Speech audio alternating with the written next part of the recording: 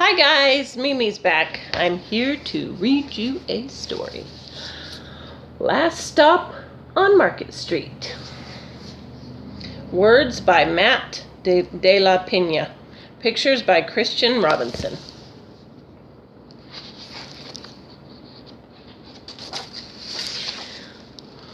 It says for Luna and her two grandmas, Ronnie and Grace.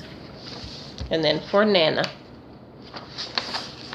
CJ pushed through the church doors, skipped down the steps. The outside air smelled like freedom, but it also smelled like rain, which freckled CJ's shirt and dripped down his nose. See CJ? There he is.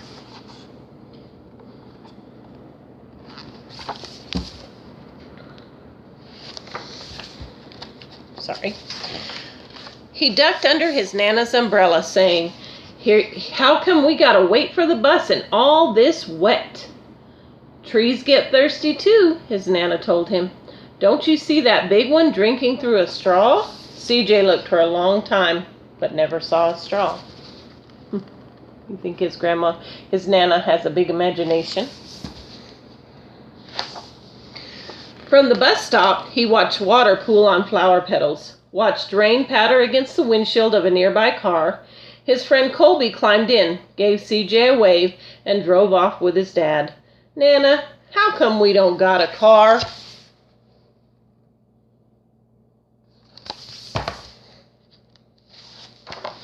The bus creaked to a stop in front of them. It sighed and sagged, and doors swung open. Oh, she said, wait, sorry, I missed a spot. Boy, what do we need a car for? We got a bus that breathes fire, and old Mr. Dennis, who always has a trick for you. The bus creaked to a stop in front of them. It sighed and sagged, and doors swung open. I wonder what kind of trick Mr. Dennis is gonna have for him. What's that I see? Mr. Dennis asked. He pulled a coin from behind CJ's ear, placed it in his palm. Nana laughed her deep laugh and pushed CJ along. They sat right up front. The man across the way was tuning a guitar. An old woman with curlers had butterflies in a jar. Nana gave everyone a great big smile. And a good afternoon. She made sure CJ did the same. So nice. She's so nice to everybody, right? The bus lurched forward and stopped. Nana hummed as she knit. How come we always gotta go here after church, CJ said. Miguel and Colby never have to go nowhere. I feel sorry for those boys, she told him. They'll never get a chance to meet Bobo or the sunglass man. And I hear Trixie got herself a brand new hat. CJ stared out the window, feeling sorry for himself. He watched cars zip by on either side, watched a group of boys hop curbs on bikes.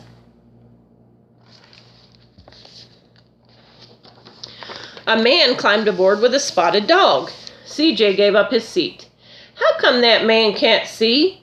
Boy, what do you know about seeing? Nana told him. Some people watch the world with their ears. That's a fact. Their noses, too, the man said, sniffing at the air.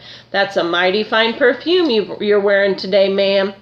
Nana squeezed the man's hand and laughed, her deep laugh.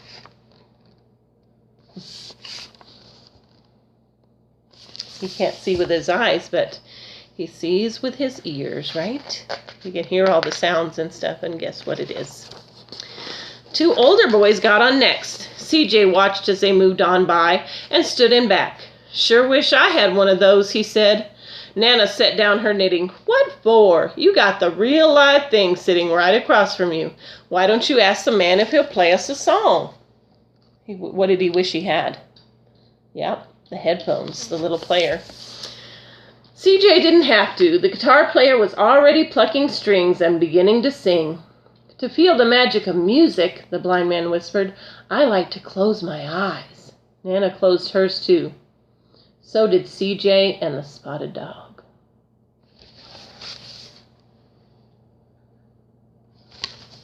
He's playing music, huh? And in the darkness, the rhythm lifted CJ out of the bus busy city. He saw sunset colors swirling over crashing waves, saw a family of hawks slicing through the sky, saw the old woman's butterflies dancing free in the light of the moon. CJ's chest grew full, and he was lost in the sound, and the sound gave him the feeling of magic. He was really paying attention and getting into that, wasn't he? The song ended, and CJ opened his eyes. Everyone on the bus clapped, even the boys in the back. Nana glanced at the coin in CJ's palm. CJ dropped it in the man's hat. Last stop on Market Street, Mr. Dennis called. I think that's where they got this title of the story. I think probably it is. CJ looked around as he stepped off the bus. Crumbling sidewalks and broken down doors, graffiti-tagged windows and boarded-up stores. He reached for his Nana's hand. How come it's always so dirty over here? She smiled and pointed to the sky. Sometimes when you're surrounded by dirt, CJ, you're a better witness for what's beautiful. I like that.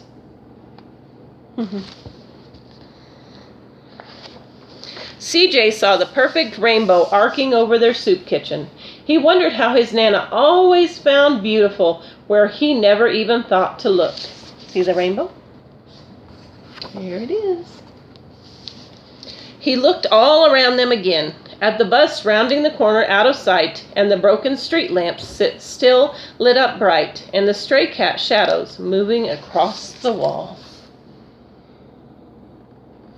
I like the way this author writes, don't you? When he spotted their familiar faces in the window, he said, I'm glad we came. I think he changed his mind about not liking to ride the bus and go to the soup kitchen. I think he did. I think he decided it's a pretty good thing. He thought his Nana might laugh her deep laugh, but she didn't. She patted him on the head and told him, Me too, CJ. Now come on. What are they doing at the soup kitchen? They're serving up the people that need soup, right? They may not have any, and that's what they're doing. They're giving them some soup. And that's the end. And there they are, waiting for what? The bus at the bus stop. See that sign? That's what that means, the bus stop. I hope you like this story. I really like it. I think it's I like the illustrations. And I really like I said, I really like the way the author writes about things and describes it.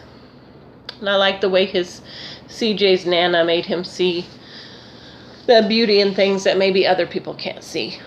Right? So I hope you really like that. Last stop on Market Street. There's the front cover. They're getting on the bus. And here's the back cover. That's the other half of the bus. It wraps around. And it says, winner of the 2016 Newbery Medal. They got a medal. And a 2016 Caldecott Honor Book. A 2016 Coretta Scott King Illustrator Honor Book. So even the illustrator won an award on this one, right?